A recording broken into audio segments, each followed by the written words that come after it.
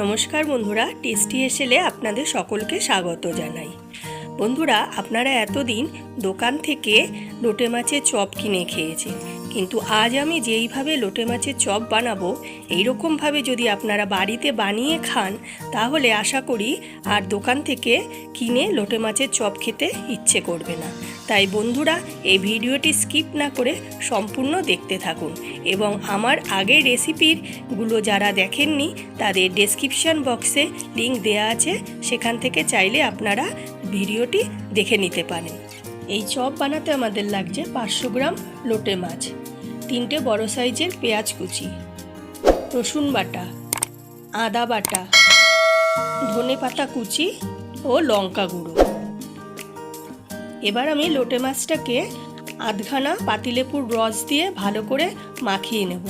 পাতিলেবুর রসটা দিলে মাছের যে একটা গন্ধ সেটা থাকে না। আপনারা লোটে মাছের যে কোনো রেসিপিতেই লেবু মাখিয়ে নিতে পারেন, তাহলে গন্ধটা লাগবে না। এবার একটা পাত্রে জল ফুটলো, সেই ফোটা জলের মধ্যেই আমি লোটে মাছগুলো একটা একটা করে দিয়ে দিচ্ছি সেদ্ধ হবার জন্য। এবার 5 মিনিট নাড়াচাড়া করার পর মাছগুলো সেদ্ধ হয়ে গেলে আমি নামিয়ে ফেলবো। এবার মাছগুলো সেদ্ধ হয়ে গেছে, এবার এর থেকে একটা একটা করে মাছের ভেতর থেকে কাঁটাগুলো আমি বার করে নেব। এইভাবে আমি সমস্ত মাছের কাঁটাগুলো সব বার করে নিচ্ছি। এইভাবে আমি মাছের কাঁটাগুলো যদি বার করে না নিই তাহলে খাওয়ার সময় মুখে পড়লে ভালো লাগবে না। এবার আমি মাছের পুরটা বানানোর জন্য কড়াইয়ে পরিমাণ মতো তেল দিয়ে দিলাম। তেলটা গরম হলে ওর মধ্যে দিয়ে দিচ্ছি পেঁয়াজ কুচিগুলো, তারপরে দিলাম আন্দাজ মতো নুন। এবার দেওয়ার পরে ভালো করে নেড়ে যখন পেঁয়াজটা লাল হয়ে আসলো তখন ওর মধ্যে দিয়ে দিচ্ছি রসুন বাটা, আদা বাটা, তারপরে নাড়াচাড়া করে নিচ্ছি। মশলাটা একটু নাড়াচাড়া করার পর এর মধ্যে আমি দিয়ে দেব লঙ্কা গুঁড়ো, তারপরে একটু ভালো করে নেড়ে নেব, পেঁয়াজের সাথে মিশিয়ে নেব। তারপরে দিয়ে দিচ্ছি হলুদ গুঁড়ো। এবার একটু জল দিয়ে দিলাম যাতে মশলাটা ভালোভাবে কষে। একটু জল দেওয়ার পর ভালো করে মশলাটাকে কষিয়ে নেব। এবার কষানো হয়ে গেছে, এবার সেদ্ধ করা মাছগুলো এর মধ্যে দিয়ে দেব, দিয়ে ভালো করে নেড়ে নেব যতক্ষণ না পর্যন্ত মশলাটার সাথে মাছটা ভালোভাবে মেশে, ততক্ষণ নাড়তে থাকবো। মিশে গেছে মশলাটা, পুরটা পুরো রেডি হয়ে গেছে। এবার এর মধ্যে দিয়ে দেব ধনে পাতা।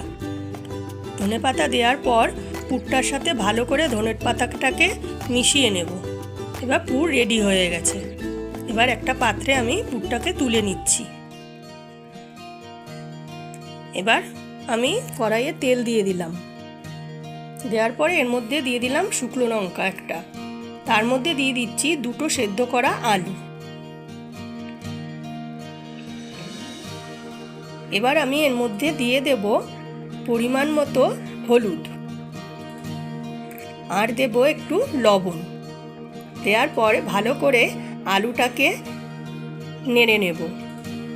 আলুটাকে এমনভাবে নাড়তে হবে যেন আলুটা পুরো মিশে যায় এবং একটা পুর তৈরি হয়ে যায়। আলুটা পুরো মিশে গেছে, পুরটাও তৈরি হয়ে গেছে।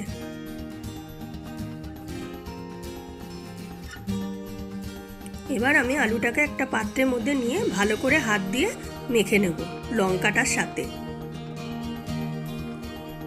এবার চপটা বানাতে আমার লাগছে তৈরি করে রাখা লোটে মাছের পুর, ময়দা, সেদ্ধ করে কড়াইয়ে নেড়ে রাখা আলু আর বিস্কুটের গুঁড়ো।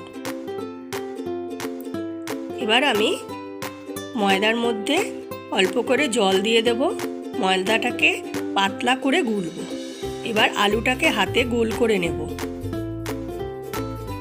এবার হাতের মধ্যে একটা প্লাস্টিক নিয়ে আলুটাকে চ্যাপটা করে নিচ্ছি, কারণ হাতে যেন মশলাটা না লাগে। এবার ওই আলুর মধ্যে মাছের পুরটা দিয়ে দিচ্ছি। দেওয়ার পরে মশলাটাকে হাতে গোল করে নেব। চপের একটা শেপ দেওয়ার জন্য হাতে প্লাস্টিকটা নিয়েছি, কারণ ওর মধ্যে করলে সব চপগুলো একই সমান মাপের হবে তাই। এবার এইভাবে আমি পুরটা তৈরি করে নিলাম। এবার এই পুরটাকে আমি ময়দা গোলা জলে ডুবিয়ে নিচ্ছি। নেয়ার পরে বিস্কুটের গুঁড়োয় রেখে ভালো করে বিস্কুটের গুঁড়োর সাথে জড়িয়ে নেব। এইভাবে একবার বিস্কুটের গুঁড়ো জড়ানোর পর আবার আমি চপটাকে ময়দার গোলায় ডুবিয়ে নেব। ডোবানোর পর আরেকবার বিস্কুটের গুঁড়ো জড়িয়ে নেব। তাহলে কি হবে, বিস্কুটের গুঁড়োটা যখন ভাজবো চপটা, তখন বিস্কুটের গুঁড়োটা চপের থেকে ছেড়ে যাবে না। তাই দুবার ডুবিয়ে নিলে এবং দুবার বিস্কুটের গুঁড়ো জড়িয়ে নিলে চপটা ঠিকঠাক থাকবে। আপনারা চাইলে বেসনের গোলায় ডুবিয়েও এরকমভাবে ভাজতে পারেন। আমি এইভাবে ভেজেছি কারণ এটা খেতেও ভালো লাগবে এবং সম্পূর্ণ ফিশ ফ্রাইয়ের মতন লাগে খেতে। এইভাবে আমি প্রতিটা চপকে গড়ে নিয়েছি।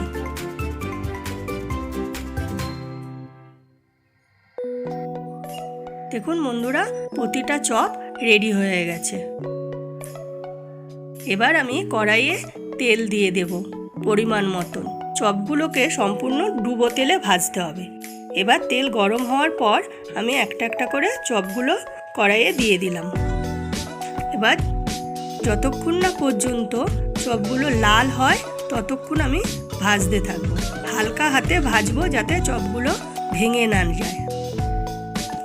এবার লাল লাল হয়ে গেছে, এবার আমি চপগুলো তুলে নিচ্ছি। দেখুন বন্ধুরা, লোটে মাছের চপ পুরো রেডি। এবার আমি এই চপ টমেটো সস দিয়ে গরম গরম পরিবেশন করব।